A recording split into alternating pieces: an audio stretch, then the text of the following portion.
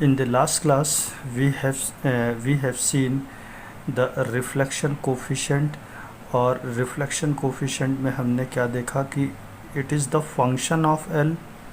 दूसरी बात, function of L means function of location. अच्छा, दूसरी बात हमने उसमें क्या देखी कि it was a phasor quantity और कॉम्प्लेक्स क्वांटिटी है. और लोकेशन की मेन इम्पॉर्टेंट बात की थी कि यदि लोकेशन ऑब्ज़र्वर की सोर्स की तरफ हो तो वी एक्स के टर्म में इक्वेशन लिखते हैं, और यदि ऑब्ज़र्वर की लोकेशन लोड की तरफ हो तो हम एल के टर्म में लिखते हैं. ये दोनों चीज़ें ज़रूरी थी. तो चलिए यहाँ पे देखिए, यहाँ पे हम इम्पीडेंस ऑन द लाइन और रिफ्लेक्शन कोफिशिएंट को थोड़ा सा और समझते हैं. For the given transmission line it is connected with excitation having frequency and operating wavelength lambda. ये लोड को कनेक्ट कर दिया. ऑब्ज़र्वर यहाँ पे खड़ा है. ऑब्ज़र्वर कहाँ पे खड़ा है? लोड पे. तो x is equal to 0 is nothing but it is the location of observer.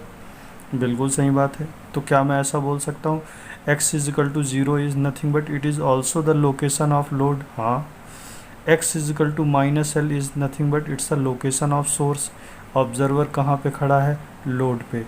तो कहाँ से ऑब्ज़र्व कर रहा है? लोड से. तो ये वी एल का टर्म आ गया ना.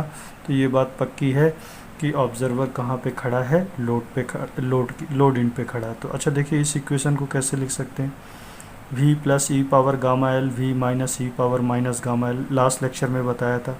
क्या ये फेज़र है? हाँ. क्या ये फेज़र है? बिल्कुल है. इसको कौन सा वेव कहते हैं? Forward wave. इसको बैकवर्ड वेव. तो इसी तरीके से करंट का भी लिख सकते हैं. I plus E power gamma L forward wave, I minus E power minus gamma L backward wave. अच्छा, ये क्या फेज़र है? बिल्कुल ये भी फेज़र है. हाँ, ये भी फेज़र है.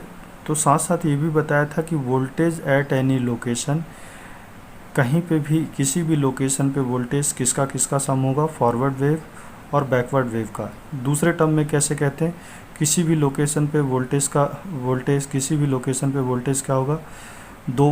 दो फेज़र का वेक्टोरियल सम होगा. फेज़र क्या है? वेक्टर क्वांटिटी है. अच्छा, आपने याद करिए कि एक वेव जो सोर्स से लोड की तरफ चलती है उसको क्या बोलते हैं? फॉरवर्ड वेव कहते हैं. एक वेव जो लोड से सोर्स की तरफ चलती है उसको बैकवर्ड वेव बोलते हैं. तो आपको याद होगा जब मैंने कैरेक्टरिस्टिक इम्पीडेंस पढ़ाया था तो उसमें v plus over I plus, ये भी forward voltage forward current is equal to Z naught. इसका सिग्निफिकेंस क्या है?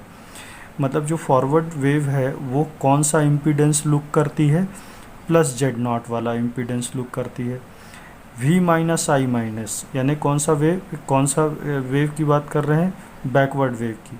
बैकवर्ड वेव कैसा इम्पीडेंस लुक करती है? Minus Z not. अच्छा, एक काम करते हैं कि यहाँ पे आई प्लस और आई माइनस की वैल्यू उठा के यहाँ पे रख देते हैं. तो देखिए, आई प्लस की वैल्यू क्या होगी? v plus over Z not. I minus की वैल्यू क्या होगी? v minus over Z not. तो ये इक्वेशन को मॉडिफाई कर दिया. अच्छा, इसको करने से क्या बेनिफिट है? देखिए, बेनिफिट क्या है कि इक्वेशन ए में v प्लस v माइनस है, ये कॉन्स्टेंट्स हैं. यदि मैं i प्लस आई माइनस लेता, दूसरे इक्वेशन को भी कंसीडर करता, तो मेरे को कितने वेरिएबल के साथ हैंडल करना पड़ता है? 1 2 3 4. तो इट इज़ बेटर कि मैं वेरिएबल्स रिड्यूस करूं.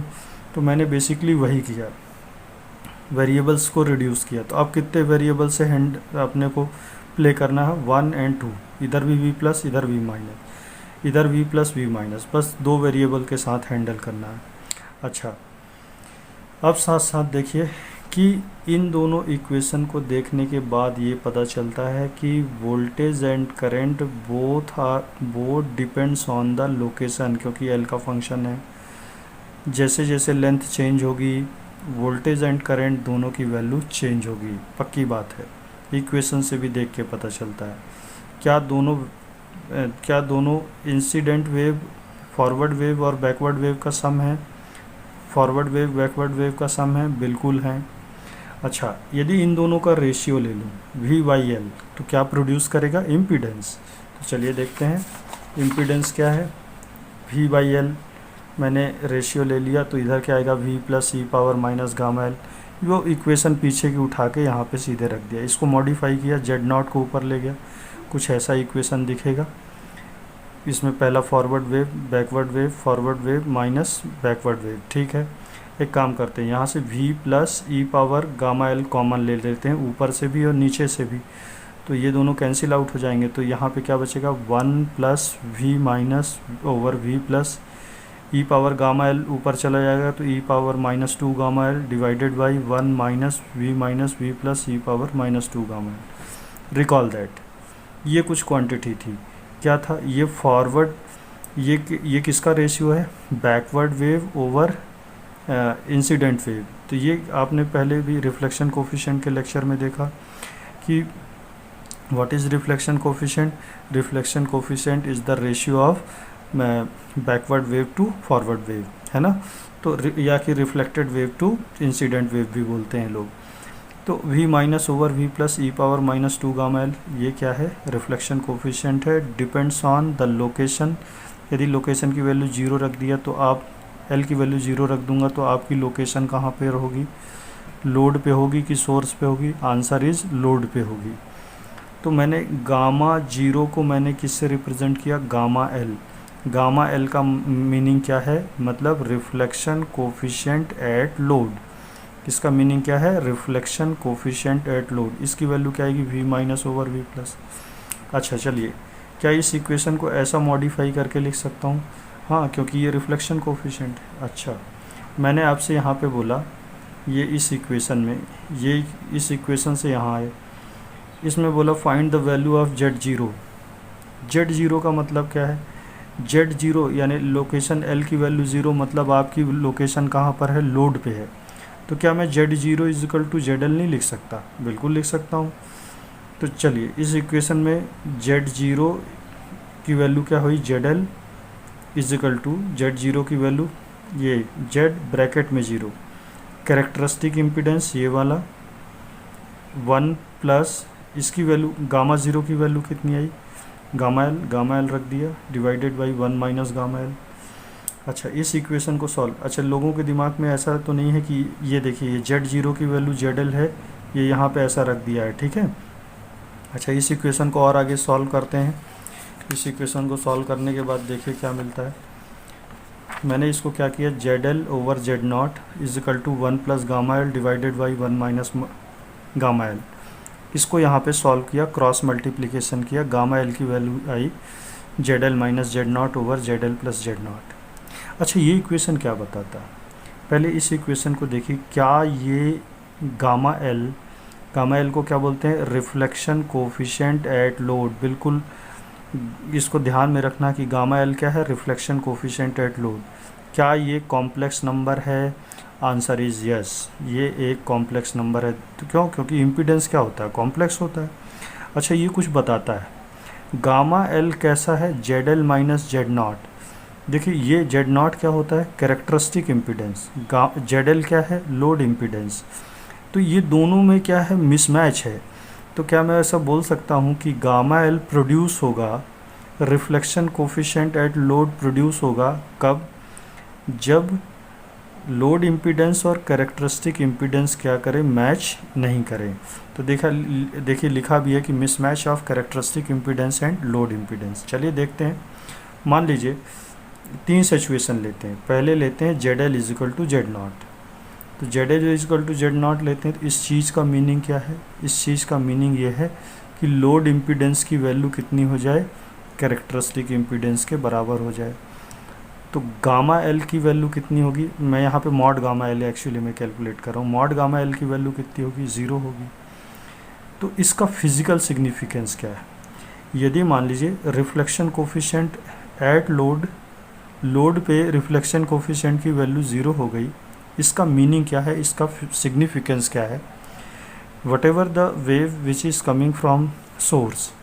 देखिए जो भी इंसिडेंट वेव आ रही है, तो यदि गामा एल रिफ्लेक्शन कोफिशिएंट की वैल्यू 0 है, तो क्या किसी भी तरीके का वेव रिफ्लेक्ट होगा, नहीं। मतलब जो भी एनर्जी इधर से आ रही है वो पूरी की पूरी कौन एब्जॉर्व कर लेगा, लोड एब्जॉर्व कर लेगा। तो ऐसी ट्रांसमिशन लाइन को बोलते हैं परफेक्टली टर्मिनेटेड ट्रांसमिशन लाइन, या कि इसको मैच्ड ट्रांसमिशन लाइन भी बोलते हैं।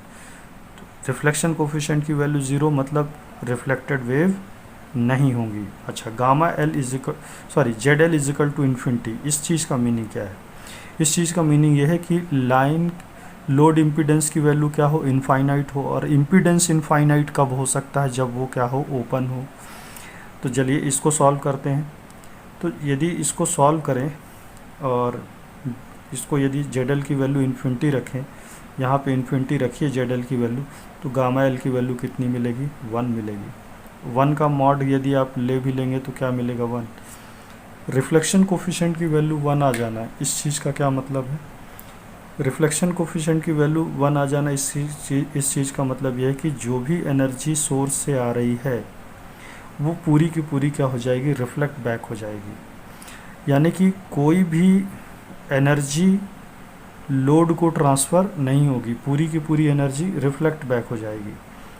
गामा एल का मतलब, गामा एल इजिकल टू 1 का मीनिंग क्या है?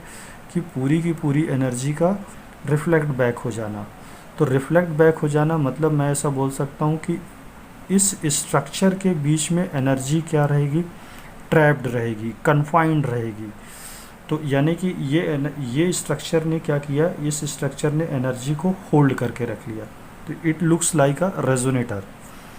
तो ये कभी कभी ऐसा भी बोलते हैं कि transmission line behaves as a resonator. अच्छा देखिए, एक चीज़ और एक केस और डिस्कस करते हैं। Z L equal to zero. Z L equal to zero मतलब यदि किसी भी रेजिस्टेंस का वैल्यू 0 हो जाए मतलब वो शॉर्ट है।